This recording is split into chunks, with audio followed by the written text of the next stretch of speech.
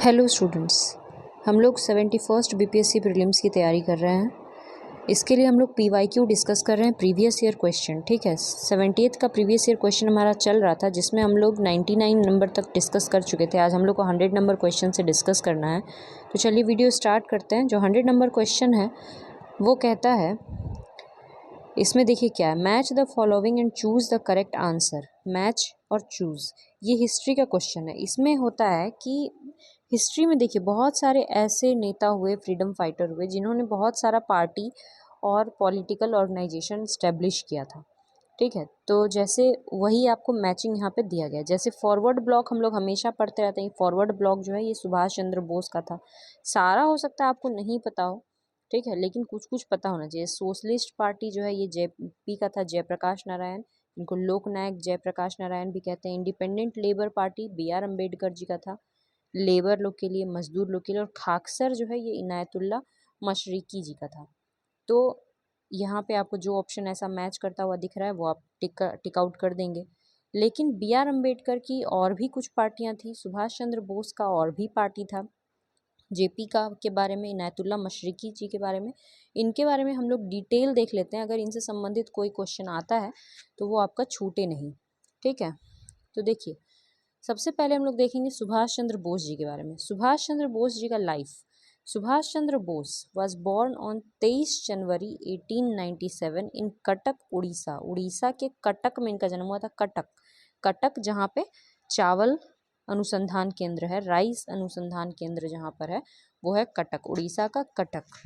ठीक है, कटक के पास ही जो महानदी है, उड़ीसा की जो सबसे बड़ी नदी है वो है महानदी, जिस पे हीराकुंड डैम भी बना हुआ है। ये अपना मुहाना भी कटक के पास ही बनाती है। और जो मराठा साम्राज्य था उसका सपना क्या था, अटक से कटक तक साम्राज्य को फैलाने का, अटक से लेके कटक तक। तो कटक के बारे में इतनी सारी चीज़ें आपको याद रखनी है। सुभाष चंद्र बोस का जन्म भी कटक उड़ीसा में ही हुआ था। उस टाइम उड़ीसा जो है वो बंगाल में आता था। ठीक है, उस समय बंगाल बहुत बड़ा था। बंगाल में बिहार, झारखंड, उड़ीसा, बांग्लादेश सब आता था। टू प्रभावती दत्त बोस एंड जानकी नाथ बोस, ये इनके माता पिता जी का नाम हुआ। After his early schooling he joined Ravenshaw collegiate school. From there he went to join presidency college Calcutta and was expelled due to his nationalist activities. यानी कि ये प्रेसिडेंसी कॉलेज कलकत्ता में पढ़ते थे, लेकिन उनको वहाँ से निकाल दिया गया क्योंकि ये राष्ट्रवादी गतिविधियों में बहुत ज़्यादा शामिल थे शुरू से ही, बचपन से ही। जैसे होता था ना कि कॉलेज छोड़ करके और रोड पे घूम रहे हैं अपना बैनर लेकर के, तो ये सब इनका हरकत रहता था। विदेशी बहिष्कार करते हुए ये रोड पर इस तरह चलते रहते थे। तो इस कारण से इनको कॉलेज से भगा दिया गया था। ठीक है, कॉलेज से निकाल दिया गया था, प्रेसिडेंसी कॉलेज कलकत्ता से। बाद में ये लंदन जाते हैं, यूके, लंदन में कैम्ब्रिज यूनिवर्सिटी में ये पढ़ते हैं। ठीक है, in 1919 Bose headed to London to give the Indian civil services. उस समय जो IAS एग्ज़ाम है अभी का, UPSC, उस समय उसको बोलते थे ICS exam, Indian civil services. ये एग्ज़ाम केवल लंदन में होता था। ठीक है, लंदन में होता था इंडियन सिविल सर्विसेज। तो इसमें भाग लेने के लिए वो 1919 में लंदन गए थे, पास भी हुए थे, वाज सिलेक्टेड, मगर बाद में ये रिज़ाइन कर दिए थे। उसमें पास होना बहुत मुश्किल होता था, घोड़ा घुड़सवारी वगैरह और बहुत कुछ, बहुत क्वेश्चन भी टफ होता था। और हर बच्चा तो लंदन जाके एग्ज़ाम दे नहीं सकता है, जो बहुत ही ज़्यादा एक मतलब अमीर बच्चा रहेगा वही जा सकता है। तो वो गए थे, पास भी हुए, मगर उन्होंने बाद में रिज़ाइन दे दिया क्योंकि वो अंग्रेज़ों की साइड हो नहीं सकते थे किसी भी बात पे। ठीक है, वो पूरी तरह से विवेकानंद जी की टीचिंग से बहुत ही ज़्यादा इन्फ्लुएंस थे, बहुत ज़्यादा प्रभावित थे विवेकानंद की टीचिंग से। वो विवेकानंद को अपना स्पिरिचुअल गुरु मानते थे, आध्यात्मिक गुरु। ठीक है, लिख लीजिए, सुभाष चंद्र बोस के आध्यात्मिक गुरु कौन थे? विवेकानंद, स्वामी विवेकानंद। और सुभाष चंद्र बोस के पॉलिटिकल गुरु कौन थे? राजनीतिक गुरु। दोनों अलग अलग चीज़ है। आध्यात्मिक गुरु थे विवेकानंद जी और राजनीतिक गुरु थे चित्तरंजन दास। ठीक है, सुभाष चंद्र बोस के राजनीतिक गुरु कौन थे? Chittaranjan Das.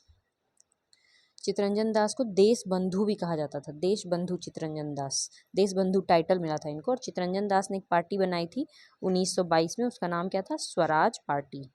Very important party है स्वराज पार्टी। चित्तरंजन दास और मोतीलाल नेहरू जी ने आपस में मिलकर के ये पार्टी बनाई थी 1922 में। 1922 में गया अधिवेशन हुआ था, कांग्रेस का अधिवेशन गया में हुआ था।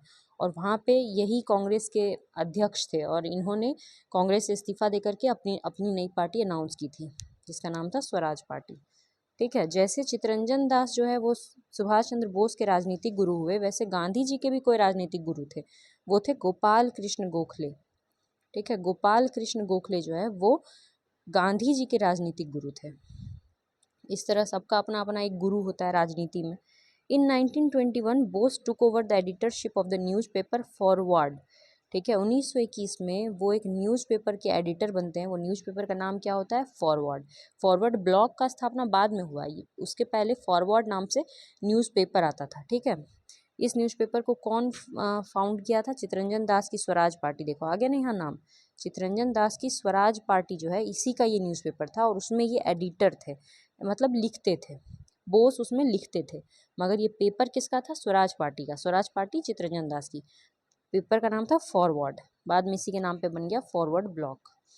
इन 1923 Bose was elected the president of all India youth Congress. ठीक है, ऑल इंडिया यूथ कांग्रेस, जैसे एबीवीपी है आज, उसी तरह से एबीवीपी तो बीजेपी का हो गया, उसी तरह कांग्रेस का है ऑल इंडिया यूथ कांग्रेस। उसमें भी ये इलेक्ट हुए थे 1923 में, युवा कांग्रेस के अध्यक्ष, प्रेसिडेंट बने थे। And the secretary of Bengal state Congress, और बंगाल राज्य कांग्रेस के सचिव। He was also sent to prison, jail में भी रहे, मांडले जेल। मांडले जेल कहाँ है? बर्मा में, म्यांमार। ठीक है, म्यांमार का पुराना नाम है बर्मा। म्यांमार जो है अभी, उसका पुराना नाम था बर्मा। तो बर्मा के मांडले जेल में इनको 1925 में रहना ही पड़ा था। इसी जेल में तिलक को ही भेजा गया था। बाल गंगाधर तिलक जो थे वो भी 6 साल इसी जेल में रहे थे, मांडले जेल में, 1908 से 1914 तक, समझे। और मांडले जेल में ही रह के तिलक ने 2-3 किताब लिखा था, गीता रहस्य, इस तरह से बुक का नाम था गीता रहस्य, जो तिलक ने लिखा था। तो तिलक भी इसी जेल में रहे थे और सुभाष चंद्र बोस को भी 1925 में यही जेल भेजा गया था, Mandalay jail. Due to his connection with revolutionary movements where he contracted tuberculosis. ठीक है, क्यों भेजा गया था? क्योंकि कहा गया कि क्रांतिकारी गतिविधियों में ये शामिल रहते हैं और वहाँ पे फिर इनको टीबी भी पकड़ लिया था। मांडले जेल में टीबी हो गया था इनको। During the mid 1930s Bose travel to Europe. 1930 के आसपास बोस जो है वो यूरोप ट्रेवल किए। He reached and wrote the first part of his book the Indian struggle. Subhash Chandra Bose की किताब का नाम है द इंडियन स्ट्रगल, बड़ी इंपॉर्टेंट किताब है, पूछ सकता है, द इंडियन स्ट्रगल। ठीक है, the Indian struggle, Subhash Chandra Bose.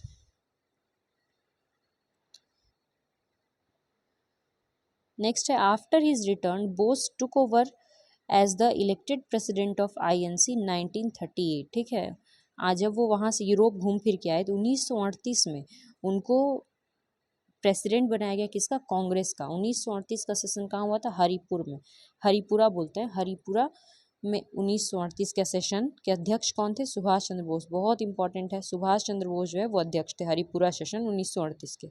And stood for unqualified Swaraj, self governance and the use of force against the British. और ये किस बारे में बात करते थे? कि अंग्रेजों के खिलाफ फोर्स का इस्तेमाल करना होगा। इसीलिए गांधी जी और सुभाष चंद्र बोस जो है ना वो वर्सेस में चलता है, गांधी जी वर्सेस बोस, गांधी वर्सेस बोस। क्योंकि गांधी जी तो हैं मतलब अहिंसा के पुजारी, नॉन वायलेंस, और बोस कहते थे नहीं, यूज ऑफ फोर्स, फोर्स का यूज करना होगा। इसीलिए इन्होंने फिर अपनी अलग से आर्मी बनाई थी, इसका नाम था आज़ाद हिंद फौज, इंडियन नेशनल आर्मी, समझे। तो इसीलिए गांधी जी और बोस के विचार आपस में मिलते नहीं थे। ठीक है, बोस वाज री इलेक्टेड। फिर अगले साल 1929 में भी वो कांग्रेस के प्रेसिडेंट फिर से री इलेक्ट हुए थे। ये सेशन हुआ था त्रिपुरी में, इसीलिए दोनों को एक साथ याद करना है, हरिपुरा एंड त्रिपुरी सेशन 1938 और 1939। दोनों के अध्यक्ष जो थे वो कौन थे? बोस, सुभाष चंद्र बोस। मगर 1939 में जब ये अध्यक्ष थे त्रिपुरी में तो उन्होंने रिजाइन कर दिया और अपनी पार्टी अनाउंस की जिसका नाम था ऑल इंडिया फॉरवर्ड ब्लॉक। सिर्फ हम लोग फॉरवर्ड ब्लॉक भी बोलते हैं। तो ये पार्टी उन्होंने अनाउंस की। जैसे इनके जो गुरु थे, क्या नाम था उनका, जो चित्तरंजन दास थे, उन्होंने भी ऐसे ही जब वो अध्यक्ष थे गया में 1922 में गया सेशन के, तभी उन्होंने अध्यक्ष रहते हुए रिजाइन करके अपनी पार्टी अनाउंस की थी, स्वराज पार्टी। उसी तरह सेम उनका चेला जो है सुभाष चंद्र बोस, उन्होंने भी यही किया।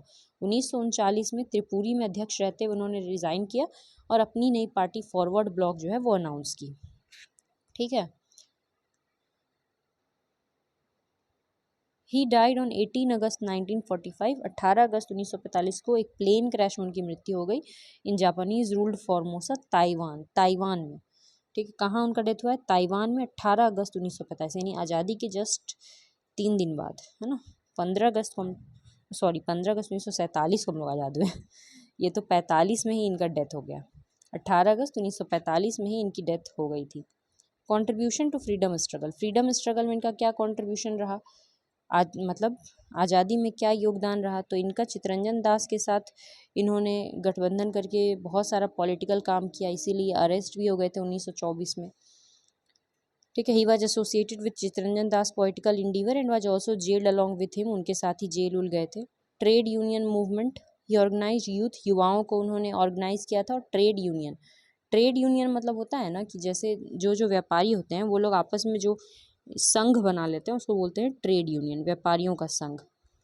1930 में वो he was elected mayor of Calcutta, वो कैलकटा के मेयर भी बने थे। और all India trade union Congress के प्रेसिडेंट भी बने थे। All India trade union Congress का गठन 1920 में हुआ था। ठीक है, और इसके पहले अध्यक्ष लाला लाजपत राय थे। Lala Lajpat Rai, all India trade union Congress 1920 में पहले अध्यक्ष थे Lala Lajpat Rai. Association with Congress, Congress के साथ भी जुड़े रहे, ये स्वराज की बात हमेशा करते थे। ठीक है, इन्होंने गांधी जी के साथ 1930 का नमक आंदोलन जो था, साल्ट सत्याग्रह, उसमें भी भाग लिया था।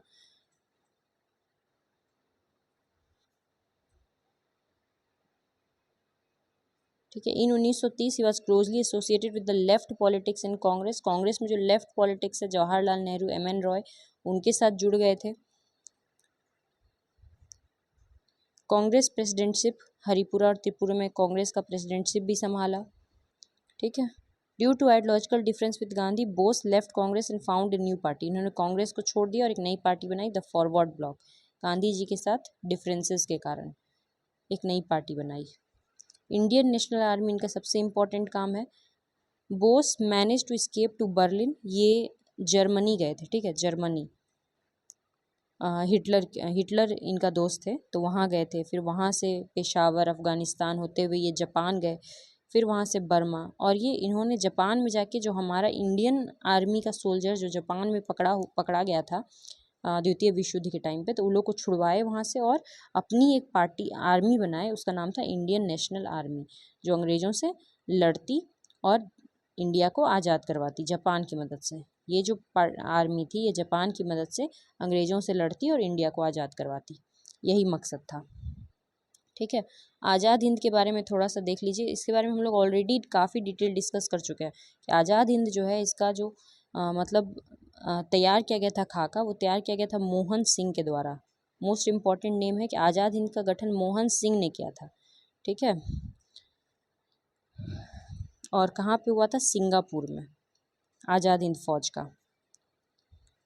Bose founded the free India centre in Berlin, इन्होंने इंडियन लीजन या free India centre, Azad Hind centre Berlin में स्थापित किया। Created the Indian legion out of the Indian prisoner of war, और एक फौज भी बनाया वही लोगों से मिला के।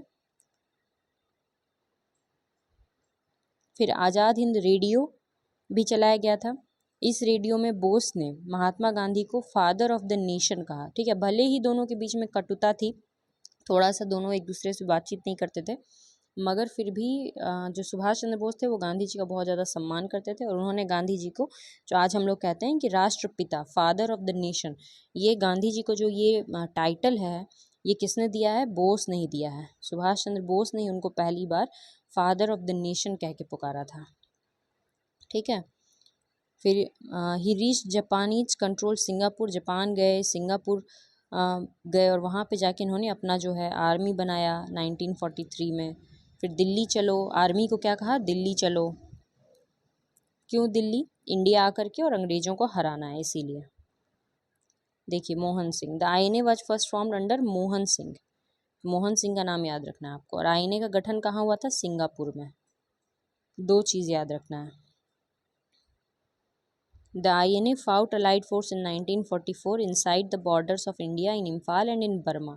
और किस साइड से इंटर किया? जैसे मान लो कि ये इंडिया का नीचे साइड का नक्शा, इधर बर्मा होता है, और यहाँ पे है अंडमान निकोबार, ठीक है। तो वो सिंगापुर से अंडमान निकोबार यहाँ पे हमारा फोर्स जमा था, फिर यहाँ से ये लोग यहाँ गए, हमारा जो आज़ाद हिंद फोर्स है उसको लेकर के, और अंग्रेज़ों से लड़े। इंडिया में ही आ करके अंग्रेज सैनिकों से लड़ाई हुई, कहाँ, मिजोरम और बर्मा के आसपास, ठीक है।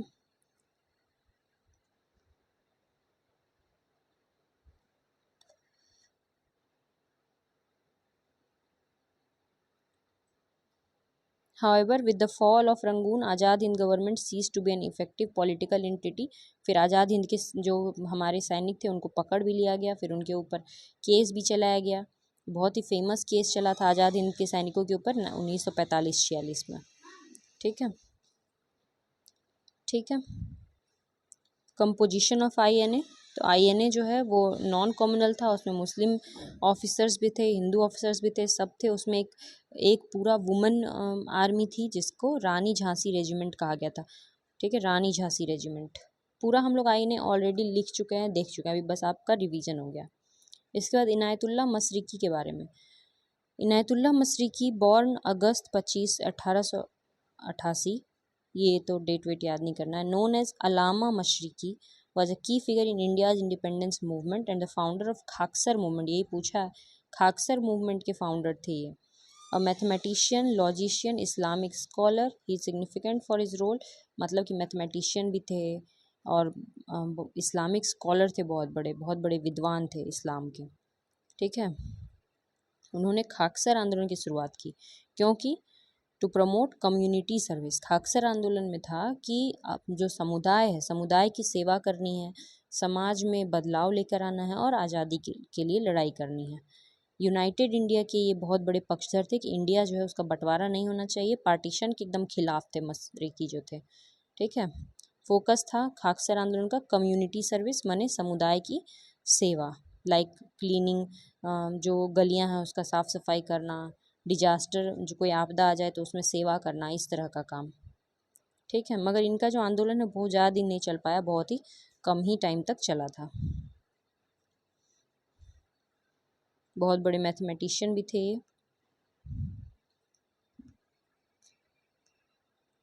ठीक है। बस इतना ही, तो कुछ भी इम्पोर्टेंट तो इसमें है नहीं, बस ये पूछ दिया आप लोग को अचानक से, खाकसर मूवमेंट। जेपी के बारे में देख लीजिए, लोकनायक, इनको टाइटल जो है जेपी को दिया गया है, लोकनायक की उपाधि दी गई है, ठीक है। लोकनायक जयप्रकाश नारायण, इनका जन्म बिहार में ही हुआ था, सीताब दियारा में। ये एक इंडियन इंडिपेंडेंस एक्टिविस्ट थे, ठीक है। Ideology, influenced by Marxist ideas, ये मार्क्स के आइडिया से बहुत ज़्यादा प्रभावित थे। आफ्टर यूएस पढ़ने गए थे और कार्ल मार्क्स के आइडिया से बहुत ज़्यादा प्रभावित थे। मार्क्स का आइडिया देखो ये था ना कि मार्क्स कहते थे कि जो पूंजीपति है, माने जो अमीर लोग हैं, और जो मजदूर है, जो मील मजदूर है, जो मजदूर सब है, और जो मालिक है, मील का मालिक है, बड़े बड़े बिजनेसमैन हैं जैसे, और वहाँ जो काम करने वाले मजदूर हैं, तो एक जो पूंजीपति हैं वो मजदूरों का क्या करते हैं, शोषण करते हैं। मजदूरों से 12-12 घंटा काम कराते हैं और बदले में उनको थोड़ा सा पैसा देते हैं। ज़्यादा बेनिफिट कौन कमाते हैं, पूंजीपति कमाते हैं, ठीक है। तो एक समय ऐसा आएगा जब सभी मजदूर अपने हक के लिए खड़े हो जाएंगे और फिर मजदूरों की सरकार बनेगी। ये था मार्क्स का आइडिया, और ऐसा हुआ भी। रशिया में, यूएसएसआर में ये देखने को मिला कि सभी मजदूर अपने हक के लिए खड़े हुए। चाइना में भी ये देखने को मिला। तो जो जेपी थे ये भी मार्क्स आइडिया के बहुत बड़े वो थे कि फॉलोअर थे, ठीक है। ब्रिटिश रूल को स्ट्रांगली अपोज किया था। इनका एक आइडिया था सर्वोदय का, ये गांधीयन फिलॉसफी है वैसे, तो ये भी इसको मानते थे। His objective was to bring about societal change in line with the ideals of Sarvodaya. Sarvodaya वैसे गांधी जी का आइडिया है, ठीक है। इसको फॉलो करते थे जेपी भी। सर्वोदय मतलब सबका उदय, सर्व उदय, ठीक है। सबका उदय हो, सभी लोगों का मतलब इंक्लूसिव डेवलपमेंट हो। ऐसा नहीं हो कि सिर्फ अमीर अमीर बने, जो मजदूर हैं, जो गरीब हैं, वो भी अमीर बने। सभी लोग जो है वो इक्वल स्टेटस में हो, जो रिच और पुअर के बीच की जो खाई है वो बहुत ज़्यादा ना बढ़े, ठीक है। इन्होंने कांग्रेस को ज्वाइन किया था 1929 में। फिर कांग्रेस पार्टी के द्वारा जो सिविल डिसोबीडियंस मूवमेंट हुआ, फिर जो क्विट इंडिया मूवमेंट हुआ, सविनय अवज्ञा आंदोलन 1930, फिर जो भारत छोड़ो आंदोलन 1942 हुआ, इन सब में इन्होंने पार्टिसिपेट किया था, ठीक है। मोस्ट इंपॉर्टेंट इनको क्यों याद किया जाता है? कांग्रेस के सोशलिस्ट पार्टी के फाउंडर थे, यही है सोशलिज्म। ठीक है, देखो पूरा दुनिया जो है ना, वो जब द्वितीय विश्व युद्ध खत्म हुआ 1945, तो पूरी दुनिया जो है ना वो दो भागों में बट गई। दो सोच, दो विचार। एक विचार था यूएसए का और दूसरा विचार था यूएसएसआर का, यानी कि संयुक्त राष्ट्र संघ का, रशिया। रशिया और उसमें 15 देश शामिल थे, वो सब टूट गया 1991 में। जो सोवियत संघ था उसका विघटन हो गया था। ठीक है, सोवियत संघ का विघटन हो गया और रशिया टूट गया। तो यूएसए और यूएसएसआर, तो यूएसए का जो सोच था ना उसको बोलते हैं कैपिटलिज्म, यानी पूंजीवाद। और जो यूएसएसआर का सोच था वो था सोशलिज्म, इसी से आया है सोशलिस्ट पार्टी। सोशलिज्म यानी कि समाजवाद। जो यूएसए का कॉन्सेप्ट है कैपिटलिज्म, पूंजीवाद, माने इसमें है ना कि सब कुछ मार्केट के हाथों में छोड़ दो। मार्केट जो है, जो लोग हैं, सब कुछ प्राइवेट होगा, कुछ भी यहाँ पे सरकारी नहीं रहेगा, सभी चीज़ें प्राइवेट, स्कूल प्राइवेट, हॉस्पिटल, हर चीज़। और सोवियत संघ का समाजवाद में क्या होता है कि समाजवाद में होता है कि सब चीज़ सरकारी रहेगा, है ना, जो स्कूल है वो भी हर चीज़ सरकार प्रोवाइड करेगी। ठीक है, लोगों से टैक्स लेगी और सरकार लोगों को हर चीज़ देगी, यही होता है समाजवाद और पूंजीवाद में। मगर पूंजीवाद में क्या होता है कि कुछ लोग बहुत ज़्यादा रिच हो जाते हैं और कुछ लोग बहुत ज़्यादा गरीब हो जाते हैं। पूंजीवाद में जो मजदूर होते हैं उनका शोषण होता है पूंजीपतियों के द्वारा। ठीक है, तो इसीलिए जो हमारे जो जयप्रकाश नारायण जी थे वो भी प्रभावित थे सोशलिज्म से कि इंडिया को क्या अपनाना चाहिए, समाजवाद। और इसीलिए उन्होंने कांग्रेस के अंदर ही कांग्रेस सोशलिस्ट पार्टी का गठन किया अलग से।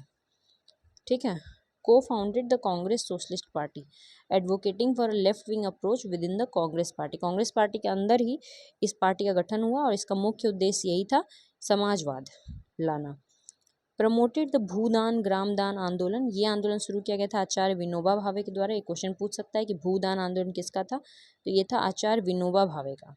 ठीक है, भूदान मतलब देखो ये भी समाजवाद का ही कॉन्सेप्ट है कि जो पूंजीपति हैं जिनके पास बहुत बहुत सारा जमीन है, 100 एकड़ 200 एकड़, और जो गरीब है जिसके पास कुछ जमीन नहीं है, तो सभी जो पूंजीपति है अपना एक एक एकड़ इस तरह से बांट दो।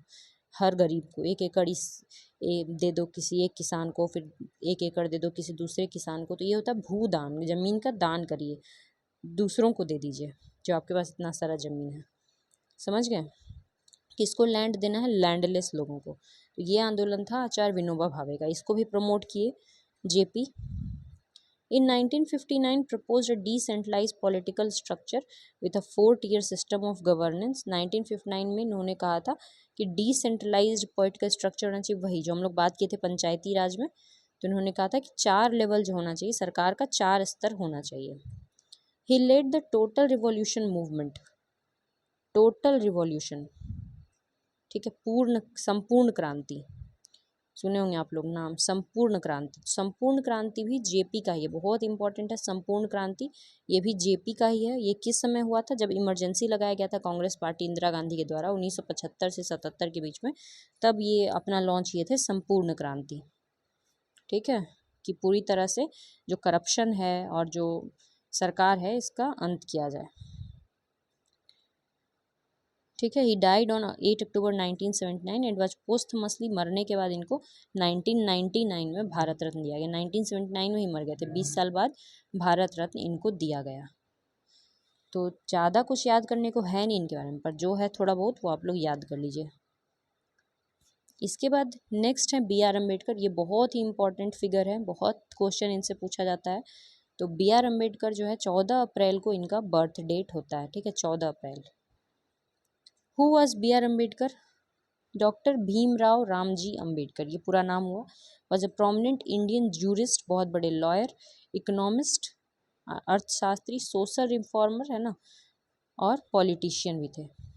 सोशल रिफॉर्मर मतलब होता है जो समाज सुधारक, और पॉलिटिशियन मतलब हो गए राजनेता। ही वॉज बोर्न ऑन 14 अप्रैल 1891। कहाँ जन्म हुआ था? महो। ये क्वेश्चन पूछा जाता है, मध्य प्रदेश के महो में इनका जन्म हुआ था, महो में।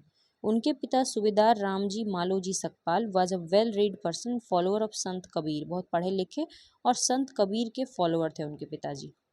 Education, Ambedkar earn his bachelor degree from Bombay university, Bombay university से इन्होंने बैचलर की डिग्री ली।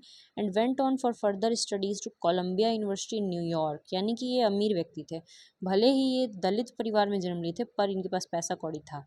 तभी ये न्यूयॉर्क जा करके कोलंबिया यूनिवर्सिटी से पढ़ाई की और फिर लंदन स्कूल ऑफ इकोनॉमिक्स से भी पढ़ाई की, यानी ये यूके में भी पढ़े और यूएसए में भी पढ़े। वाह। कंट्रीब्यूशन क्या रहा इनका? इन 1924 में he started an association for the welfare of the depressed class. ये पूरा लाइन से लिख लीजिए, association for the welfare of the depressed class. Depressed class मतलब होता है दलित वर्ग, शोषित वर्ग, जिसका समाज में क्या हो रहा है, शोषण हो रहा है। तो जो शोषित वर्ग है उनके कल्याण के लिए, वेलफेयर के लिए एसोसिएशन माने संघ बनाया गया है ना। शोषित वर्गों के कल्याण के लिए संघ का निर्माण होने का, क्योंकि ये खुद ही जो शोषित वर्ग है उसी से ये बिलोंग करते थे, दलित वर्ग से बिलोंग करते थे, और इसीलिए इन्होंने अपने जो भाई लोग थे उन लोगों के कल्याण के लिए एक संघ का निर्माण किया। एक क्वेश्चन पूछा जाता है कि who founded the association for the welfare of the depressed class. And in 1927 में उन्होंने एक न्यूज़पेपर लॉन्च किया, जिसका नाम था बहिष्कृत भारत। बहिष्कृत भारत मतलब ये ऐसा मानते थे ना कि देखो भारत में क्या है कि जो अनटचेबिलिटी बहुत ज़्यादा था, छुआछूत, जो दलित वर्ग थे उनको लोग बहुत बहिष्कार करते थे कि इसका गांव से बहिष्कार कर दो, इसको कुआं पे पानी पीने नहीं दो, है ना। बहुत सारे लोग तो प्यास से मर जाते थे क्योंकि उनको कुआं में पानी पीने नहीं दिया जाता था, उनको मंदिरों में नहीं घुसने दिया जाता था, उनको सड़क का इस्तेमाल करने नहीं दिया जाता था। तो उन्होंने अपना एक न्यूज़पेपर लाया था बहिष्कृत भारत, जिसमें वो इन लोगों के जो आवाज़ है उसको उठाते थे। ठीक है, तो ये दोनों चीज़ याद कर लीजिए, association for the welfare of depressed class और दूसरा है बहिष्कृत भारत, ये न्यूज़पेपर है। He also led the Mahad Satyagraha, वो महाड़ जाति से ही बिलोंग करते थे, तो उन्होंने महाड़ सत्याग्रह लॉन्च किया था 1927 में, Mahad Satyagraha. He participated in all 3 round table conference, ये हम लोग पहले ही पढ़ चुके हैं। राउंड टेबल कॉन्फ्रेंस जो 1930 में हुआ था, 31 में हुआ था और 32 में हुआ था, 3 ठो हुआ था। राउंड टेबल कॉन्फ्रेंस हिंदी में कहते हैं गोल मेज सम्मेलन, ये कहाँ हुआ था, लंदन में। तो लंदन में जब ये सम्मेलन हुआ था, इस सम्मेलन में यहाँ इंडिया से बहुत सारे नेता सब भाग लिए थे, और वहाँ जो ब्रिटेन है वहाँ का जो सरकार है वो सभी पार्टिसिपेट किया था उसमें। मतलब कि बातचीत होना था, दोनों तरफ के प्रतिनिधि थे, ब्रिटेन के भी और इंडिया के भी। ठीक है, तो गोल मेज सम्मेलन में गांधी जी सिर्फ सेकेंड वाले में भाग लिए थे, 1931 वाले में, पर ये जो थे बी आर अम्बेडकर, इन्होंने तीनों में भाग लिया था। 1932 में बी आर अम्बेडकर जो है वो साइन करते हैं गांधी जी के साथ पूना पैक्ट, पूना पैक्ट। ठीक है, which abandon the idea of separate electorate for the depressed class, यानी कि कम्युनल अवार्ड। देखो वो तीनों जो गोलमेज सम्मेलन हुआ अंग्रेजों के साथ, उसमें वो क्यों भाग लिए, उनका अंग्रेजों से एक मांग था, डिमांड था। वो डिमांड था कि जो दलित वर्ग के लोग हैं, जो एससी समुदाय के लोग हैं, उन लोगों के लिए सेपरेट इलेक्टोरेट, क्या चीज़ का डिमांड करने गए थे वो, सेपरेट इलेक्टोरेट। सेपरेट इलेक्टोरेट मतलब कि इन लोगों को जो है ना अपना प्रतिनिधि चुनने का अधिकार होना चाहिए। तो जो सीट है, कोई भी जगह पे अगर चुनाव हो रहा है, अगर वो आरक्षित जगह है तो वहाँ पे केवल एससी वर्ग के लोग खड़े होंगे और केवल एससी वर्ग के लोग ही उसको वोट देंगे और वो फिर जीत जाएगा। बाकी वर्ग के लोग अगर मान लो कि वहाँ पे ब्राह्मण वगैरह ज़्यादा हुआ, जनरल कास्ट का लोग ज़्यादा हुआ, तो वो तो फिर एससी को वोट नहीं देगा ना। तो इसीलिए नियम ये बनाया गया कि जो आरक्षित सीट है वहाँ केवल एससी वर्ग का आदमी खड़ा होगा और केवल एससी वर्ग का आदमी ही उसको वोट देगा, तो वो फिर जीत जाएंगे। तो यही होता है सेपरेट इलेक्टोरेट। तो यही डिमांड करने बी आर अम्बेडकर जो है तीनों सम्मेलन में गए और अंग्रेजों से यही मांग रखा। तो उस समय जो एक अधिकारी था उसका नाम था रैमजे मैकडोनल्ड, रैमजे मैकडोनल्ड।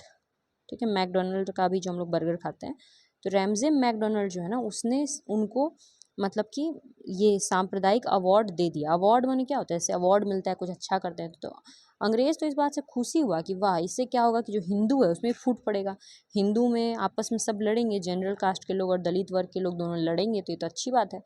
तो इन्होंने क्या किया कि उनको तो फूट डालो राज करो अच्छा ही लगता था, तो इसीलिए अंग्रेज़ों ने उनकी बातों को, बी आर अम्बेडकर की बातों को, जो उनकी बात थी कि सेपरेट इलेक्टोरेट दिया जाए, उसको मान लिया और उसको कहा जाता है कम्युनल अवार्ड।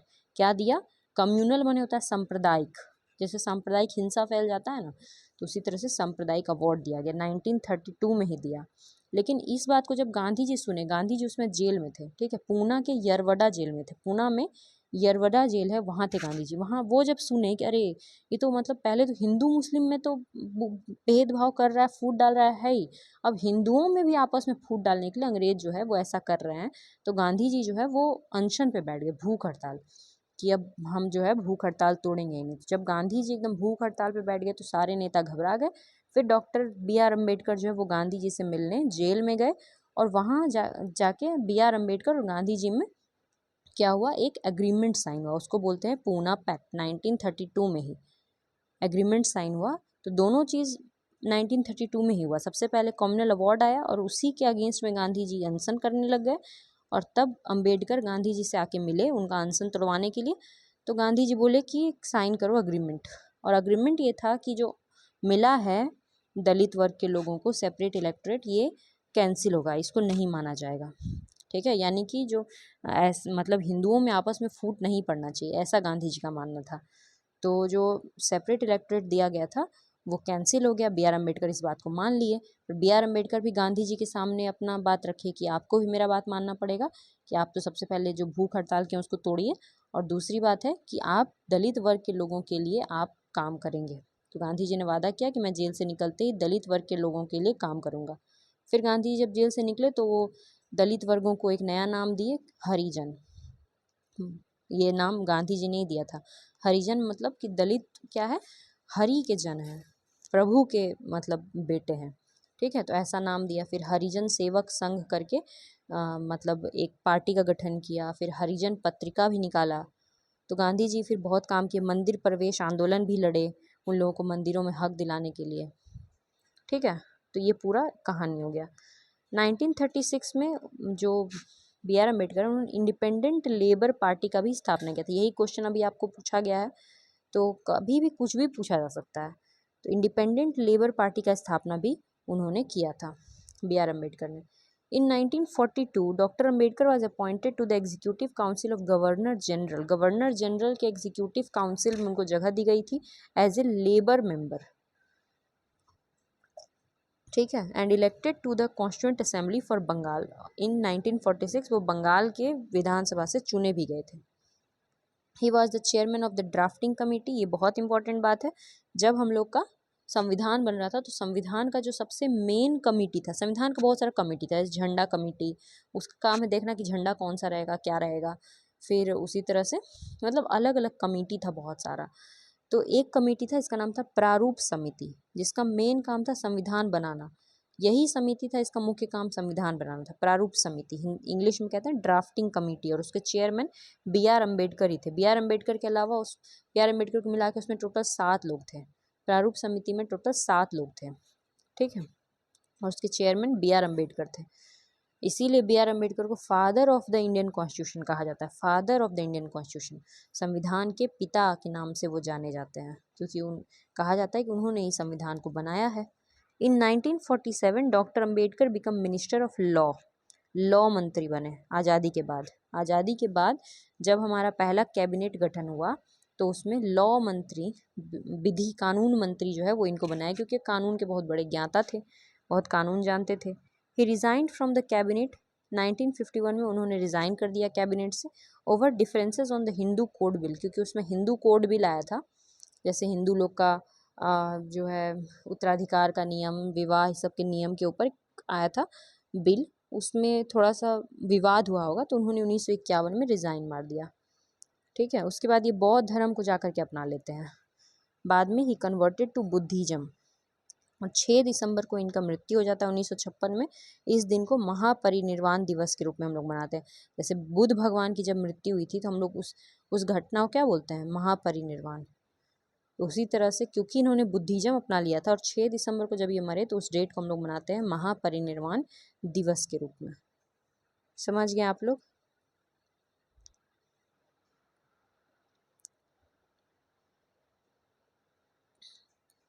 ठीक है, उसके बाद है Chaitya Bhoomi is a memorial to B R Ambedkar located in Mumbai. Mumbai में बी आर अम्बेडकर की याद में जो मेमोरियल बनाया गया उसका नाम है चैत्य भूमि। ठीक है, चैत्य क्या होता है बताइए आप लोग? चैत्य मतलब होता है जहाँ पे बौद्ध मठ, बौद्ध धर्म के लोग जहाँ पे पूजा पाठ करते थे, उस जगह को चैत्य कहा जाता था। तो बी आर अम्बेडकर के मेमोरियल को चैत्य भूमि कहा जाता है। He was also awarded India's highest civilian honour Bharat Ratna, इनको भी दिया गया था 1990 में, मतलब मृत्यु उपरांत। तो क्या भारत रत्न सिर्फ जीवित लोगों को मिलता है? नहीं, भारत रत्न जो है वो मृत्यु उपरांत भी दिया जाता है। जैसे अभी हम लोग जेपी के बारे में देखें, उनको भी भारत रत्न मृत्यु उपरांत दिया गया, उसी तरह से इनको भी।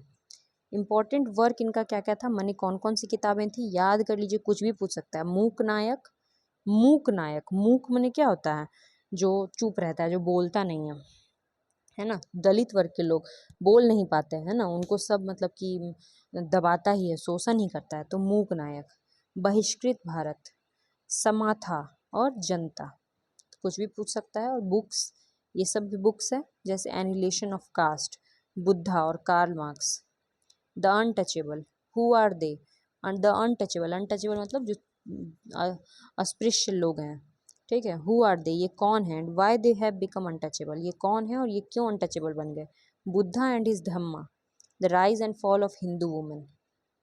और ऑर्गेनाइजेशन कौन कौन सा था, तो बहिष्कृत हितकर्णी सभा एक पार्टी थी इनकी, independent labour party, schedule caste federation और एक association of the welfare of the depressed class, वो भी था एक, चार्ट ऑर्गेनाइजेशन है। बहिष्कृत हितकर्णी सभा है, बहिष्कृत भारत किताब है, मैगजीन है, और बहिष्कृत हितकर्णी सभा पार्टी है, independent labour party, schedule caste federation, कुछ भी पूछ सकता है, तो आपको सारा कुछ याद करना होगा, ठीक है। इसके बाद अंबेडकर का रेलिवेंस आज के टाइम में क्या है, अंबेडकर के जो आइडियाज़ थे उसको आज के टाइम में मतलब उसका कुछ रेलिवेंस है कि नहीं है, तो बिल्कुल है। आज के टाइम में भी समाज में कास्ट बेस्ड डिस्क्रिमिनेशन तो होता ही है, आज भी कास्ट के आधार पे बहुत ही ज़्यादा भेदभाव जो है वो देखने को मिलता है। तो अंबेडकर की आइडिया को अपना करके हम लोग को एक इगैलिटेरियन सोसाइटी बनाना चाहिए, एक इंक्लूसिव समाज, एक ऐसा समाज जिसमें सब बराबर हो, ठीक है। अब चलते हैं हम लोग अपने नेक्स्ट क्वेश्चन की तरफ। ये था हमारा 100 नंबर का क्वेश्चन जो हम लोग डिटेल में डिस्कस किए। अब 101 नंबर का क्वेश्चन है, यहाँ भी आपका पॉलिटी का पूरा एक टॉपिक कवर हो जाएगा। वो टॉपिक है आपका court, supreme court and high court. तो देखिए, before his appointment as a जज of the supreme court of India in July 2024, justice N Koteshwar Singh was the chief justice of which high court. पूछ रहा है कि सुप्रीम कोर्ट के जज बनने से पहले जस्टिस एन कोटेश्वर सिंह जो है वो किस हाई कोर्ट के चीफ जज थे। तो इसका आंसर है Jammu and Kashmir and Ladakh high court, ठीक है। वो इस हाई कोर्ट के चीफ जस्टिस थे और फिर बाद में वो सुप्रीम कोर्ट के जज बन गए। तो सुप्रीम कोर्ट का जज जो है कैसे बनता है ना, थोड़ा सा हम लोग को जानना चाहिए।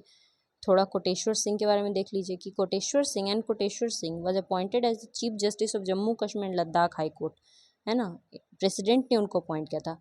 किसी भी हाई कोर्ट में चीफ जस्टिस को अपॉइंट कौन करता है, या सभी जजों को अपॉइंट कौन करते हैं, प्रेसिडेंट, प्रेसिडेंट अपॉइंट करते हैं।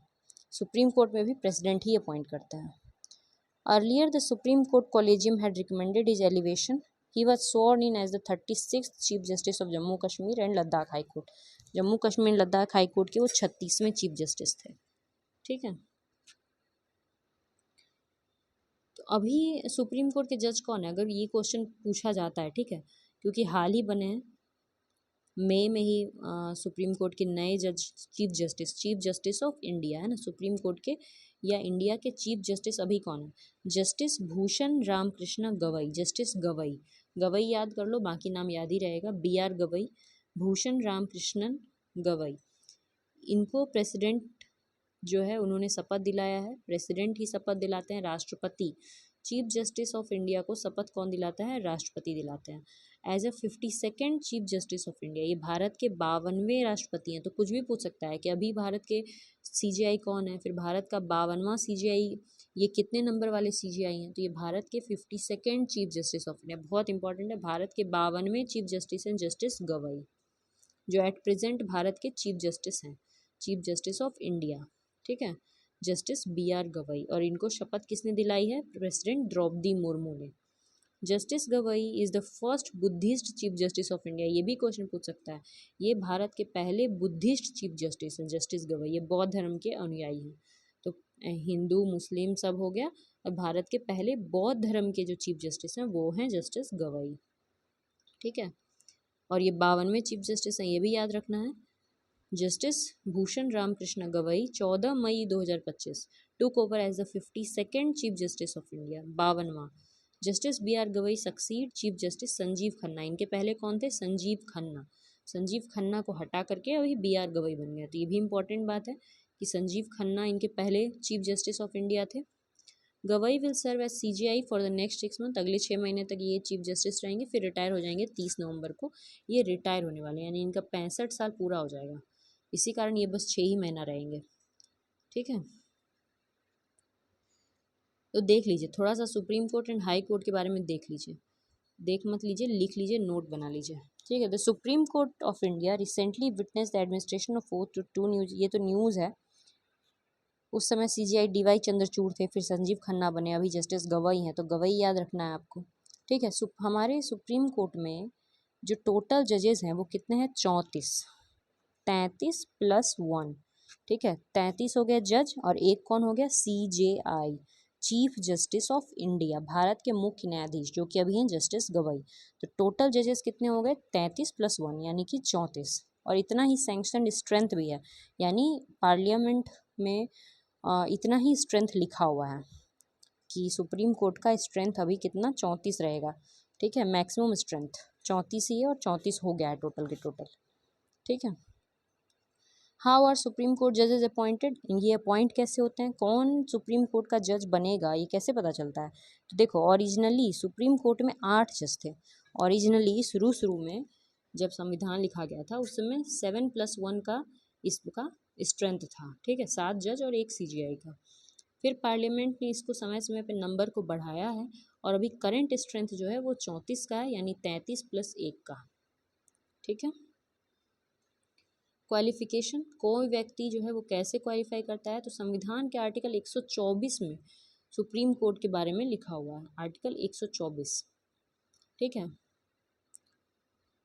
कि सुप्रीम कोर्ट का जज कौन बनेगा? वही व्यक्ति जो भारत का नागरिक होगा। कोई विदेशी आदमी सुप्रीम कोर्ट का जज नहीं बन सकता है। एक ऐसा व्यक्ति जिसने कम से कम हाई कोर्ट के जज के तौर पे 5 साल काम किया हो।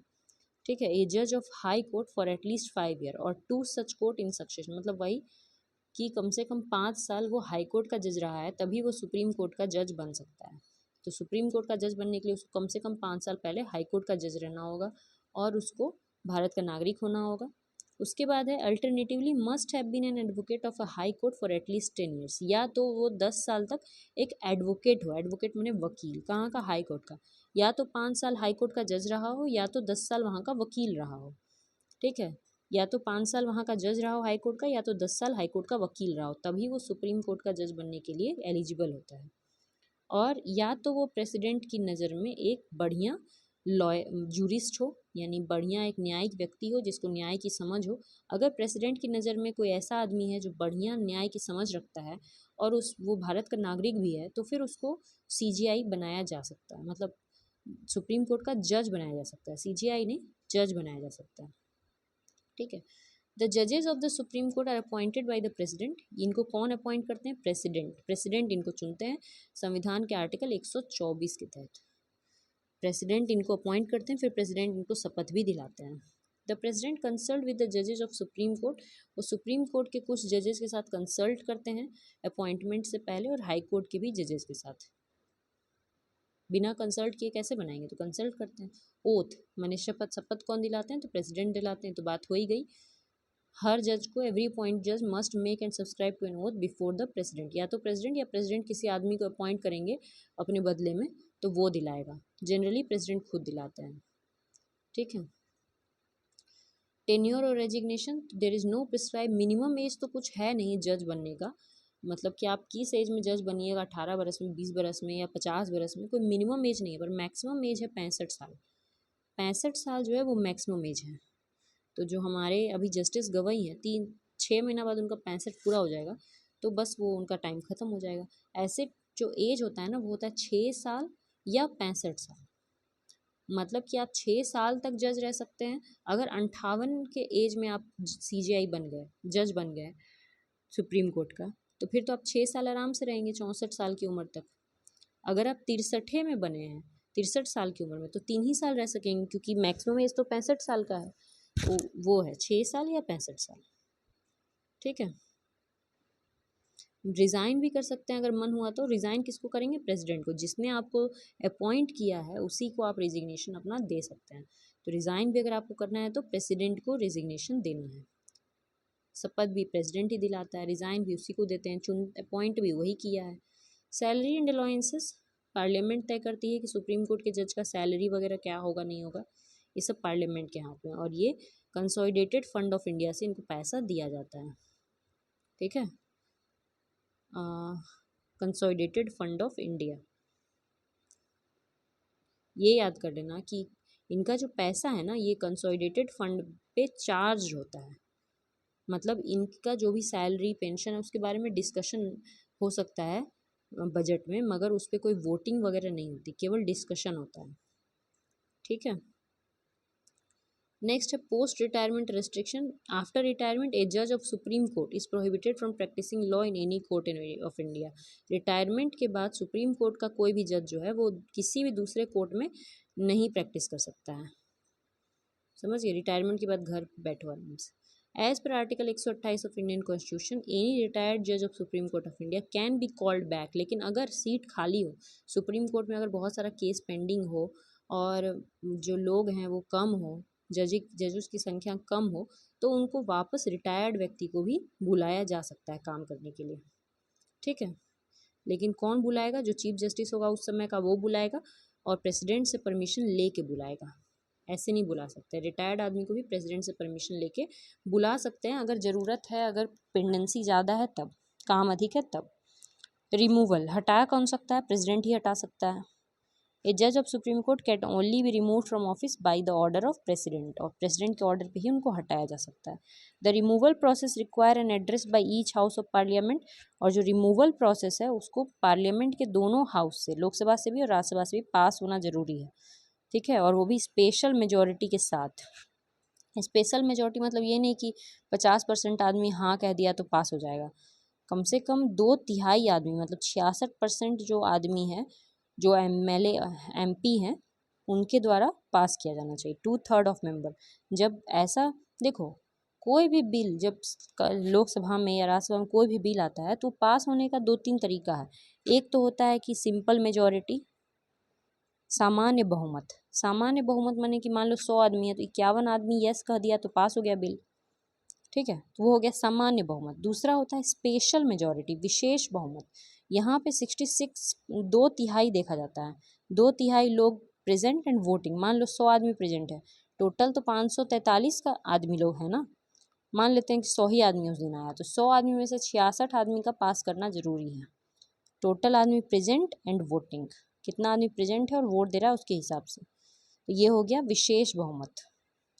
तो जब भी सुप्रीम कोर्ट के किसी जज के खिलाफ कुछ भी ऐसा आता है कि इसको जज को हटाया जाना है, तो लोकसभा एंड राज्यसभा दोनों से पास होना जरूरी है, वो भी विशेष बहुमत के साथ। यानी 2/3 प्रेजेंट एंड वोटिंग, 2/3 लोग जो प्रेजेंट हों और वोट दे रहे हों, उससे पास होना जरूरी है, समझ गए।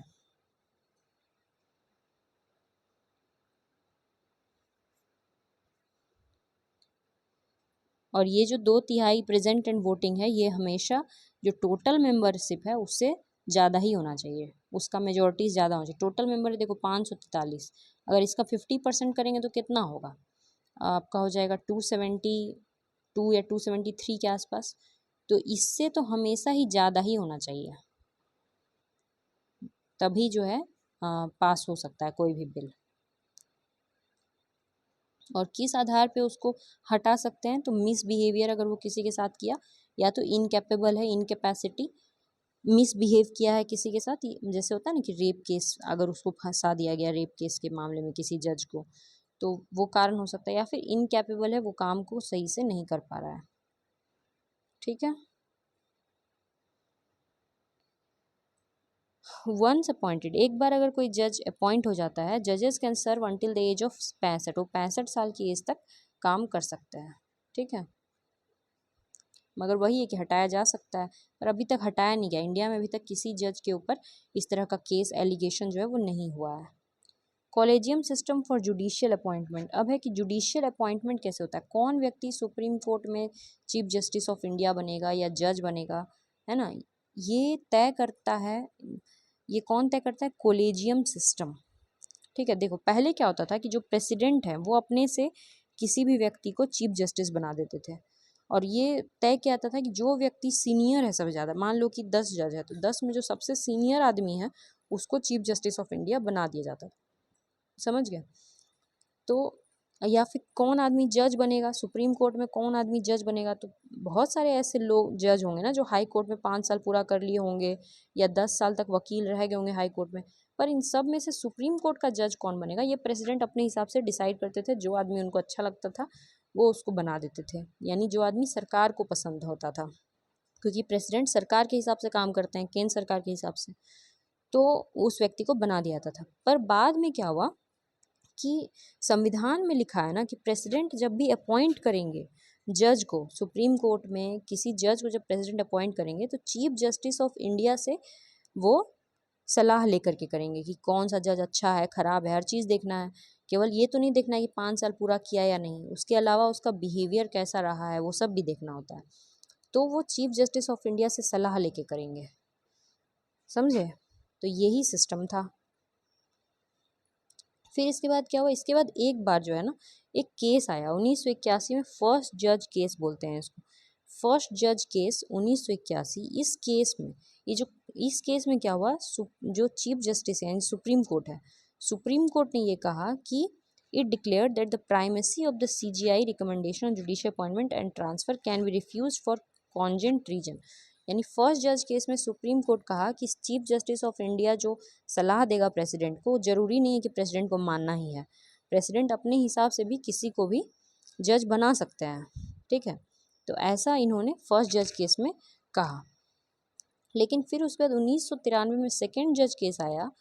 सेकेंड जज केस में सुप्रीम कोर्ट जो है उसने एक नया सिस्टम लाया और उसका नाम रखा कोलेजियम सिस्टम, और कहा कि चीफ जस्टिस ऑफ इंडिया जो भी सलाह देंगे प्रेसिडेंट को कि इस आदमी को, रमेश कुमार को बनाइए आप सुप्रीम कोर्ट का जज, तो प्रेसिडेंट को बनाना होगा, बाध्य कर दिया। पहला जज केस में कहा कि प्रेसिडेंट ना भी मानेंगे CGI का बात तो चलेगा, लेकिन दूसरा जज केस में सुप्रीम कोर्ट ने ये ऑर्डर दिया कि चीफ जस्टिस ऑफ इंडिया जो भी नाम बताएंगे प्रेसिडेंट को कि इस आदमी को जज बनाना है तो उसको बनाना प्रेसिडेंट के लिए ज़रूरी है, वही बाध्यकारी होगा। लेकिन चीफ जस्टिस ऑफ इंडिया जो है वो अकेले नहीं बताएंगे, वो अपने साथ 2 जजेस के साथ सलाह करके तब प्रेसिडेंट को बताएंगे, यानी CGI प्लस 2 लोग आपस में सलाह करेंगे, 2 सीनियर मोस्ट जजेस, 2 बूढ़े लोग सीनियर जजेस मिल करके, और plus chief justice of India सलाह लेंगे कि कौन आदमी जज बनना चाहिए सुप्रीम कोर्ट का, और प्रेसिडेंट को नाम भेजेंगे और प्रेसिडेंट फिर उस आदमी को चुन लेगा। ये सेकेंड जज केस था। फिर आया थर्ड जज केस 1998 में। इसमें भी सेम ही बात कहा गया, बस कहा गया कि अब chief justice of India plus 4 senior most जज मिल करके सलाह देंगे प्रेसिडेंट को, और फिर प्रेसिडेंट को उसी व्यक्ति को अपना मतलब सुप्रीम कोर्ट का जज नियुक्त करना होगा। यानी नियुक्त कौन कर रहा है? प्रेसिडेंट ही कर रहा है। नियुक्त अपॉइंटमेंट तो जजेस का प्रेसिडेंट ही कर रहा है, मगर एक तरह से प्रेसिडेंट को सलाह जो दे रहा है वो सलाह प्रेसिडेंट पे बाध्यकारी है। CGI और 4 जजेज की जो ये कमेटी बनती है, इस कमेटी को ही कहते हैं कोलेजियम सिस्टम। ये बहुत इंपॉर्टेंट क्वेश्चन है और एग्जाम में मेंस में भी इससे क्वेश्चन पूछा जाता है। कोलेजियम सिस्टम, कोलेजियम सिस्टम मतलब CGI प्लस 4 जजेस का समूह, कमेटी। और ये कमेटी जिस आदमी का नाम रिकमेंड करती है प्रेसिडेंट को जज बनाने के लिए, प्रेसिडेंट को उसी आदमी को जज बनाना पड़ता है, यानी प्रेसिडेंट के लिए अपना कोई डिस्क्रिशन राष्ट्रपति के पास नहीं है। इसके बाद आया था फोर्थ जज केस 2015 में। देखो फोर्थ जज केस समझने से पहले समझो कि जब अब सुप्रीम कोर्ट के हाथ में है कि कौन व्यक्ति जो है सुप्रीम कोर्ट का जज बनेगा, तो आप देखिए कि जैसे DY चंद्रचूड़ CGI थे, उनके पिताजी भी मतलब सुप्रीम कोर्ट के जज थे, CGI थे, बेटा भी CGI, मतलब ऐसा कैसे? सुप्रीम कोर्ट में ना और हाई कोर्ट वगैरह में ये जो नेपोटिज्म है वो बहुत ज़्यादा चलने लगा है। नेपोटिज्म मीन्स की जो भाई भतीजावाद है, जिसके पिता लोग जो बड़े बड़े जज रहे हैं, फिर बाल बच्चा भी उसका आराम से वहाँ तक पहुँच जा रहा है। बाकी जो लोग जिनका कोई वहाँ पे कनेक्शन नहीं है, वो लोग कितने भी अच्छे वकील क्यों ना हो, कितने भी अच्छे जज क्यों ना हो, वो वहाँ तक पहुँच नहीं पा रहे, वो सुप्रीम कोर्ट के जज बन नहीं पा रहे हैं। समझे? ये सब क्यों हो रहा है? ये सुप्रीम कोर्ट की जो कॉलेजियम सिस्टम है इसकी मनमानी की वजह से हो रहा है। ये जो मन सो नाम उठा करके प्रेसिडेंट को दे देता है। ठीक है, करप्ट जजेस भी बहुत सारे आ गए हैं। जैसे कि एक जजेस का हाल फिलहाल आप लोग पढ़े ही होंगे, क्या कहते हैं, एक आया था आपका जो है न्यूज़ आया था, ठीक है, एक जस्टिस वर्मा करके, उनके घर पे बहुत सारा कैश मिला था आग लग जाने के कारण। तो ऐसा जो हो रहा है ये कॉलेजियम सिस्टम के कारण हो रहा है, ठीक है, कॉलेजियम सिस्टम।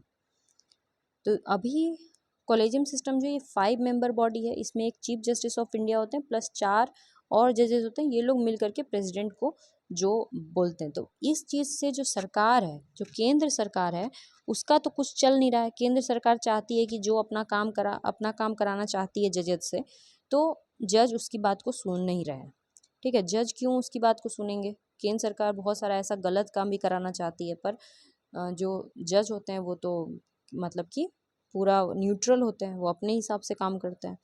तो केंद्र सरकार ये सोच रही थी, यानी जो सरकार है वो उनका ये सोचना है कि जो कमेटी है ये कमेटी गलत है, कॉलेजियम सिस्टम गलत है, इसके अलावा कुछ दूसरा कुछ होना चाहिए, एक अलग से कमेटी होना चाहिए, कोई अलग से कमीशन या कोई एग्ज़ाम होना चाहिए जिससे सुप्रीम कोर्ट में जज का बहाली हो सके, समझे। तो इसीलिए संविधान में 99वां संविधान संशोधन किया गया था। बहुत इंपॉर्टेंट संविधान संशोधन 2014 में ही आया था, 99वां संविधान संशोधन। इसमें क्या किया गया कि कॉलेजियम सिस्टम को हटाया गया। कहा गया कि कॉलेजियम सिस्टम की जगह क्या लाया जाएगा? NJAC, national judicial appointment commission, ठीक है। NJAC जुडिशियल अपॉइंटमेंट, न्यायिक नियुक्ति। न्यायिक नियुक्ति माने सुप्रीम कोर्ट और हाई कोर्ट में जजेस की नियुक्ति के लिए NJAC लाया गया, समझ गए आप लोग, जिसका काम यही था कि सुप्रीम कोर्ट और हाई कोर्ट में जजेस की अपॉइंटमेंट किया जाएगा। और कॉलेजियम सिस्टम जो है वो ख़त्म कर दिया गया। मगर सुप्रीम कोर्ट इस बात को मानता, क्योंकि सुप्रीम कोर्ट का तो फिर अपना जो डिस्क्रिशन था वो ख़त्म हो जाता ना। सुप्रीम कोर्ट अपने हिसाब से जो जजेस को चुन रहा है वो पावर तो ख़त्म हो जाता है। इसीलिए सुप्रीम कोर्ट जो है वो 2015 में 4th जजेस केस लाया, और जो सरकार का जो ये एक्ट था NJAC एक्ट ऑफ 2014, इसको क्या कर दिया? ख़त्म कर दिया, नल एंड वॉइड, मैंने ख़त्म कर दिया। सरकार के इस कानून को, जो 99वां संशोधन था, इसको ख़त्म कर दिया। सुप्रीम कोर्ट कहा कि ऐसा कोई कुछ नहीं हो सकता है, ये सब गलत चीज़ है, समझ गए आप लोग। यहाँ देख लीजिए, हाउएवर इन 2015 supreme court declared 99 constitution amendment act और NJAC एक्ट, इसको अनकॉन्स्टिट्यूशनल डिक्लेयर कर दिया। कहा कि ये असंवैधानिक है, और इसी को कहा गया 4th जज केस। और कहा कि कॉलेजियम सिस्टम ही चलते रहेगा। कॉलेजियम सिस्टम मतलब वही 4+1 CJI, ये लोग मिल करके प्रेसिडेंट को रिकमेंडेशन देते हैं कि कौन आदमी सुप्रीम कोर्ट का जज बनेगा, समझ गए। अब थोड़ा सा हाई कोर्ट देख लो। हाई कोर्ट, सुप्रीम कोर्ट तो एक ही है जो दिल्ली में है, हाई कोर्ट बहुत सारे हैं। जैसे पटना में पटना हाई कोर्ट है, रांची हाई कोर्ट है झारखंड में, मतलब अलग अलग स्टेट का अपना अपना हाई कोर्ट है, ठीक है। तो हाई कोर्ट के जो जजेज होते हैं उनका भी अपॉइंटमेंट हमारे प्रेसिडेंट ही करते हैं। हाई कोर्ट के जज हों चाहे सुप्रीम कोर्ट के जज हों, अपॉइंटमेंट प्रेसिडेंट ही करते हैं। और वहाँ पे हाई कोर्ट के जजेज का जो अपॉइंटमेंट होता है वो कॉलेजियम से नहीं होता है, उसमें CJI, उस राज्य के गवर्नर और हाई कोर्ट के चीफ जस्टिस, ये लोग मिल करके प्रेसिडेंट को कंसल्ट देते हैं, यानी एडवाइस देते हैं। प्रेसिडेंट को एडवाइस कौन कौन देता है? जिस राज्य का हाई कोर्ट, जैसे मान लो पटना हाई कोर्ट में जज का नियुक्ति करना है, तो पटना के जो गवर्नर, यानी बिहार के जो गवर्नर हुए, राज्यपाल हुए, वो प्लस पटना हाई कोर्ट के चीफ जस्टिस होंगे वो, और प्लस सुप्रीम कोर्ट के जो CJI हैं, justice Gavai, chief justice of India, वो, ये लोग तीनों मिल करके प्रेसिडेंट को देंगे रिकमेंडेशन, ठीक है। और अभी आप लोग एक चीज़ और देख लेना कि पटना हाई कोर्ट के करंट में अभी चीफ जस्टिस कौन है, क्योंकि क्वेश्चन पूछ सकता है करंट अभी चीफ जस्टिस कौन है पटना हाई कोर्ट के, ठीक है। और हाई कोर्ट का जो एज लिमिट है ना वो कितना है? 62 साल। सुप्रीम कोर्ट का कितना है? 65 साल। हाई कोर्ट का कितना है? 62 साल। टोटल हाई कोर्ट्स भारत में कितने हैं? ऐसा नहीं है कि जितना राज्य 28 राज्य तो 28 हाई कोर्ट होगा। टोटल हाई कोर्ट जो है वो मात्र 25 है, 25 हाई कोर्ट्स हैं। और 6 ऐसे हाई कोर्ट हैं जिसका एक से ज़्यादा मतलब जगहों पे उसका जुरिस्डिक्शन है, ठीक है। और यूनियन टेरिटरी में, केंद्र शासित प्रदेश में केवल दिल्ली है जिसका अपना हाई कोर्ट है। इसके अलावा जैसे अंडमान निकोबार है, तो अंडमान निकोबार जो है वो कलकत्ता के अंडर में आ जाता है। जो लक्षद्वीप है, लक्षद्वीप केरला के अंडर में आ जाता है। पुडुचेरी है, पुडुचेरी मद्रास के अंडर में आ जाता है, उसी तरह से दमन दीव दादर नागर हवेली जो है ये बॉम्बे के अंदर में आता है, गोवा भी बॉम्बे के अंदर में ही आ जाता है, ठीक है। चंडीगढ़ है, चंडीगढ़ में हरियाणा और पंजाब दोनों का आ जाता है क्योंकि दोनों का राजधानी चंडीगढ़ ही है। तो ऐसे 6 ऐसे हाई कोर्ट हैं जिनका जुरिस्डिक्शन एक राज्य से बढ़ के है, ठीक है। और हर हाई कोर्ट में एक चीफ जस्टिस होते हैं और कुछ जजेज होते हैं और इन सब का अपॉइंटमेंट प्रेसिडेंट ही करते हैं, प्रेसिडेंट ही अपॉइंटमेंट करते हैं। देख लो गुवाहाटी, गुवाहाटी जो हाई कोर्ट है ना, इसमें बहुत सारा है, असम, नागालैंड, मिजोरम, अरुणाचल प्रदेश, ये सब इसी में है। गुवाहाटी हाई कोर्ट में इतना सब आता है, असम, नागालैंड, मिजोरम, अरुणाचल प्रदेश। केरला हाई कोर्ट, केरला में केरला और लक्षद्वीप भी आता है, ठीक है। सबसे रिसेंट जो हाई कोर्ट है जम्मू कश्मीर लद्दाख, बना तो था 1928 में, 1928 Jammu and Kashmir high court was established, मगर ये अभी जो क्या हुआ 2019 में जम्मू कश्मीर का टुकड़ा हो गया ना, जम्मू कश्मीर और लद्दाख में, तो अब दोनों के लिए यही हाई कोर्ट है, Jammu Kashmir and Ladakh high court, ठीक है। सबसे पहला हाई कोर्ट इंडिया का कौन सा था? बॉम्बे, कोलकाता और मद्रास। बॉम्बे 1862 में बॉम्बे, कोलकाता और मद्रास। बॉम्बे में देखो कौन कौन आता है, पूरा महाराष्ट्र आ जाएगा, फिर दादर नागर हवेली, फिर दमन दीव और गोवा भी बॉम्बे हाई कोर्ट के अंदर ही आता है। कोलकाता में अंडमान निकोबार आ जाएगा और वेस्ट बंगाल आ जाएगा, ठीक है। देखो मद्रास, ये भी 1862 में ही हुआ था। मद्रास में पौंडीचेरी आ जाएगा, मद्रास में कौन सा आ जाएगा? पौंडीचेरी। सबसे पहला 1862 में 3 हाई कोर्ट, तीनों इंपॉर्टेंट, बॉम्बे, मुंबई, कोलकाता और मद्रास। फिर 1866 में 4 साल बाद इलाहाबाद हाई कोर्ट, ये भी क्वेश्चन पूछता है, इलाहाबाद हाई कोर्ट यूपी में, ठीक है। 1884 में कर्नाटका, पटना हाई कोर्ट आप याद कर लीजिए क्योंकि आप बीपीएससी पढ़ रहे हैं। 1916 में पटना हाई कोर्ट, 1916 में पटना हाई कोर्ट, ठीक है। हाई कोर्ट में कौन कौन होते हैं? एक चीफ जस्टिस होता है, उसको चीफ जस्टिस ऑफ इंडिया नहीं बोलेंगे, सिर्फ चीफ जस्टिस बोलेंगे, मुख्य न्यायाधीश, ठीक है। और कुछ जजेज होते हैं, इन सब का अपॉइंटमेंट कौन करते हैं? प्रेसिडेंट। कोई फिक्स मिनिमम नंबर नहीं होता है कितने जज रहेंगे क्या रहेंगे, ठीक है, अलग अलग कोर्ट में वैरी करता है। क्वालिफिकेशन क्या है हाई कोर्ट का जज बनने के लिए? सुप्रीम कोर्ट का तो हम लोग बात कर ही लिए थे, हाई कोर्ट में भी सिटीजन होना चाहिए, नागरिक तो होना ही चाहिए भारत का। He should have held a judicial office in the territory of India for 10 years, 10 साल तक किसी जुडिशियल ऑफिस में होना चाहिए, या तो डिस्ट्रिक्ट जज के ऑफिस में, मतलब कोई ऑफिस जुडिशियल ऑफिस में उसका होना चाहिए 10 साल तक। या फिर he has been for at least 10 year an advocate of 1 और 2 और मोर हाई कोर्ट, या किसी हाई कोर्ट में 10 साल तक वो एडवोकेट होना चाहिए। ये तो वही सुप्रीम कोर्ट के जज वाला ही हो गया, 10 साल तक हाई कोर्ट में जज होना चाहिए, या फिर 10 साल तक किसी जुडिशियल ऑफिस में होना चाहिए, या फिर भारत का नागरिक होना चाहिए। समझ गए? अब चलते हम लोग अपने नेक्स्ट क्वेश्चन की तरफ, ठीक है। नेक्स्ट जो ये वाला क्वेश्चन है 102 नंबर, ये तो ऐसा ही है, मतलब इस क्वेश्चन का बहुत मजाक उड़ाया गया था। द सिख पिलग्रिमेज साइट तख्त श्री हरमंदिर जी पटना साहिब, ये कहाँ पे है? तो ये पटना में ही है। सिखों का पिलग्रिमेज साइट है तख्त श्री हरमंदिर जी पटना साहिब।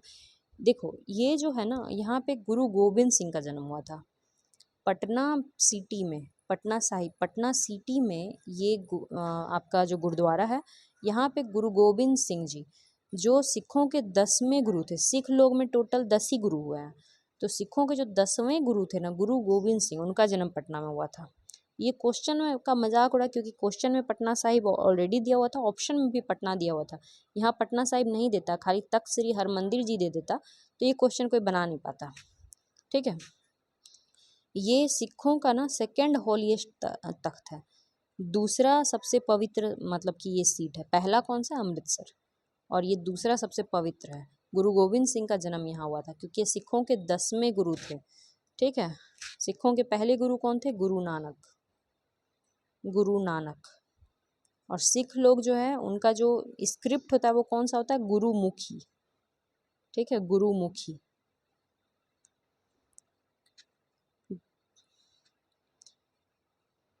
ये क्वेश्चन देखिए 103 नंबर, 103 नंबर क्वेश्चन है, Bihul festival is celebrated specially in which one of the following district in Bihar usually in the month of August each year.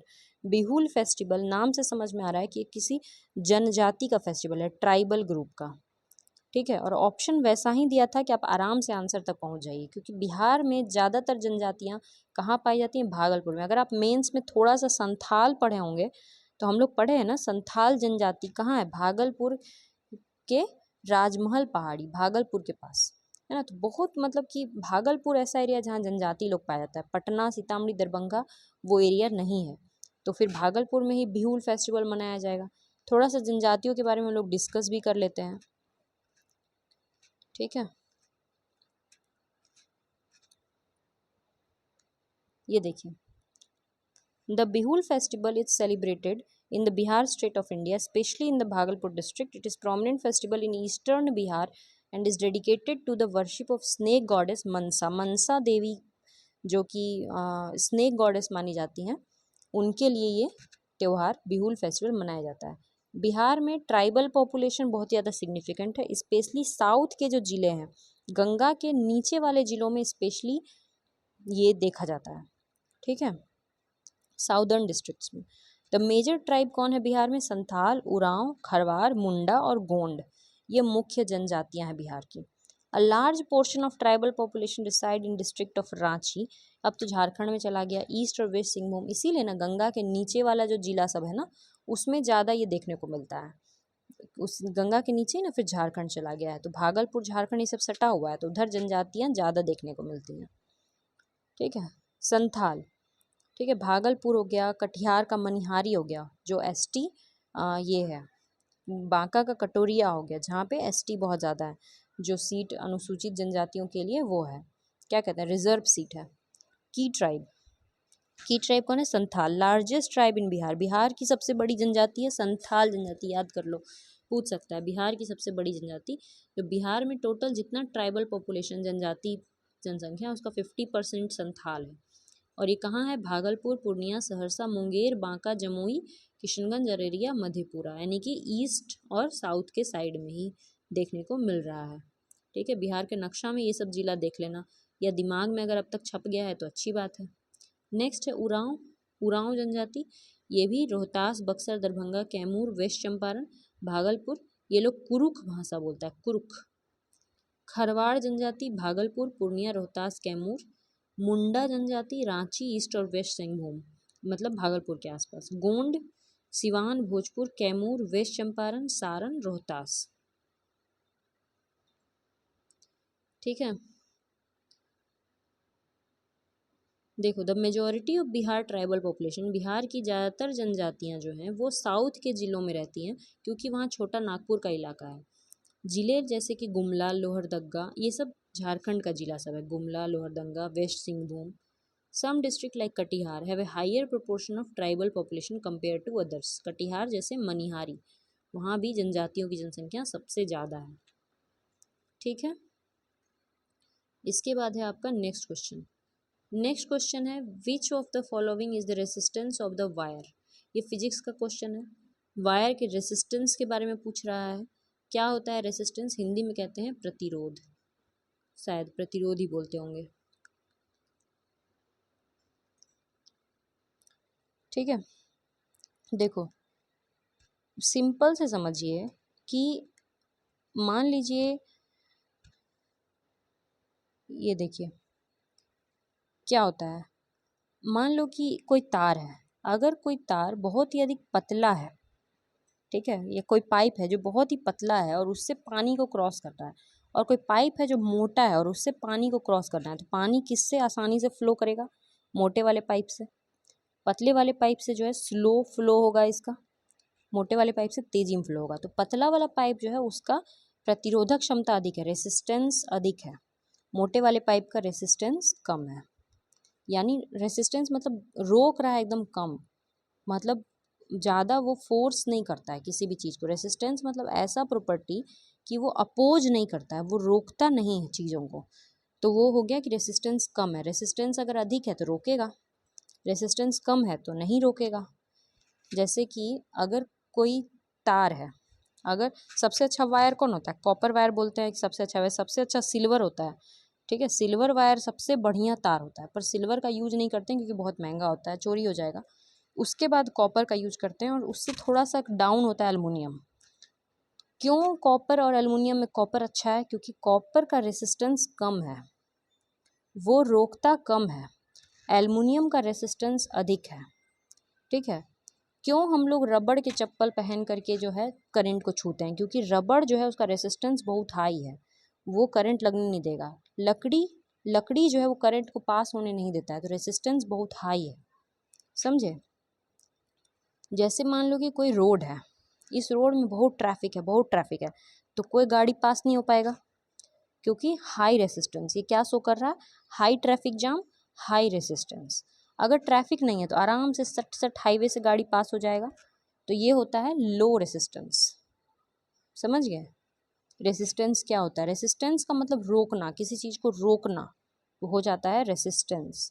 अगर आप नहीं रोक रहे हैं तो कम है रेसिस्टेंस, जो आप ज़्यादा रोक रहे हैं तो ज़्यादा रेसिस्टेंस। तो in physics the resistance of a material that opposes the flow of electric current, physics में किस चीज़ को रोकता है? करंट को। कोई तार है तो उसमें से करंट को पास होने से, अगर वो तार रोक रहा है इलेक्ट्रॉन को पास होने से, तो कहेंगे कि हाई रेसिस्टेंस। जैसे एल्युमिनियम का रेसिस्टेंस ज़्यादा होगा देन कॉपर, कॉपर कम रोकेगा, एल्युमिनियम ज़्यादा रोकेगा, एल्युमिनियम जल्दी गल जाएगा, रोकेगा इसी कारण से। ठीक है। It's a major of how difficult is to charge to move through a substance. इसका मतलब कि कोई इलेक्ट्रॉन, कोई चार्ज, कोई करंट किसी सब्सटेंस से कितना मुश्किल से पास हो पा रहा है। अगर हम आपसे पूछें कि कोई वायर है कॉपर का और कोई लकड़ी का वायर है या प्लास्टिक का वायर है, दोनों में रेसिस्टेंस किसका ज़्यादा होगा? तो लकड़ी का जो वायर है उसका, या पाइप है उसका रेसिस्टेंस ज़्यादा है, वो तो करंट को पास ही होने नहीं देगा बिल्कुल, तो उसका रेसिस्टेंस ज़्यादा है। समझ गए? रेसिस्टेंस का जो स्टैंडर्ड यूनिट होता है, एसआई यूनिट होता है, वो होता है ओम, OHM, और ये उसका साइन होता है, इसको ओम पढ़ते हैं, ओम।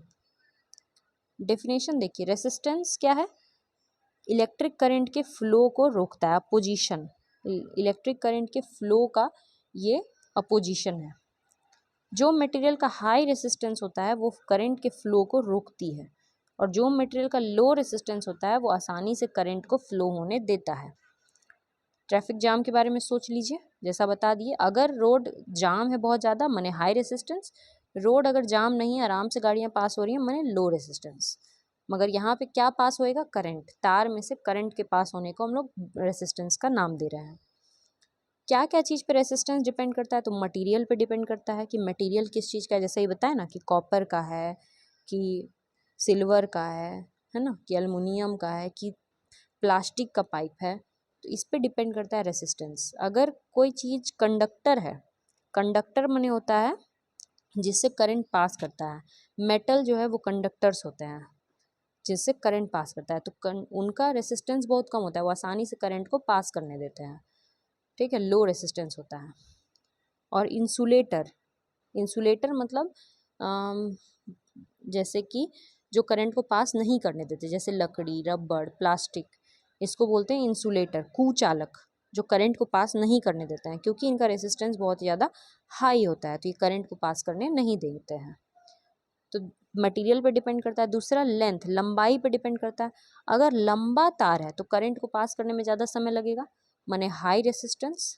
अगर छोटा तार है तो करंट तुरंत पास कर जाएगा, माने लो रेसिस्टेंस। समझ गए? उसके बाद तार का जो मोटाई है, अगर मोटा तार है तो करंट आसानी से पास करेगा, माने लो रेसिस्टेंस। अगर पतला तार है तो करंट मुश्किल से पास करेगा, माने हाई रेसिस्टेंस। ठीक है। इसके बाद टेम्परेचर, टेम्परेचर पे भी डिपेंड करता है, तार की लंबाई पे, तार की मोटाई पे, तार का मटेरियल पे, और तार का temperature. Resistance generally increases with temperature, temperature बढ़ाने से रेसिस्टेंस बढ़ता है। जितना अधिक आप टेम्परेचर बढ़ाएंगे उतना अधिक रेसिस्टेंस बढ़ता है। टेम्परेचर बढ़ने से देखिएगा कि बहुत सारा तार जो है वो पिघल जाता है, क्योंकि वो रोकने लगता है करंट को। करंट को फ्लो करने देगा तो पिघलेगा ही नहीं, करंट को रोकने लगता है तो पिघल जाता है। ठीक है। इसके बाद Ohm's law, Ohm's law describe the relationship between, यही ओम्स लॉ पूछा गया था, यानी रेसिस्टेंस का फॉर्मूला। रेसिस्टेंस का फॉर्मूला होता है V is equal to I into R. V होता है वोल्टेज, I माने करंट, R माने रेसिस्टेंस। देखो V is equal to I into R, तो R इज इक्वल टू क्या होगा? V बाई आई होगा ना, I नीचे चला जाएगा, तो R इज इक्वल टू क्या? वोल्टेज बटे करंट। प्रतिरोध मतलब हो गया वोल्टेज बटे करंट। एक को फॉर्मूला याद रखो, R is equal to V by I या V is equal to I into R, यही तो पूछा गया एग्जाम में, फॉर्मूला पूछा गया है, V is equal to I into R. ठीक है, this means that for a given voltage a higher resistance which result in a lower current. अगर वोल्टेज मतलब नॉर्मल है 100 वोल्ट का है, तो अगर रेसिस्टेंस ज़्यादा रहेगा तो करंट कम लगेगा। इतना छोड़ो, बस फॉर्मूला याद कर लो। ठीक है,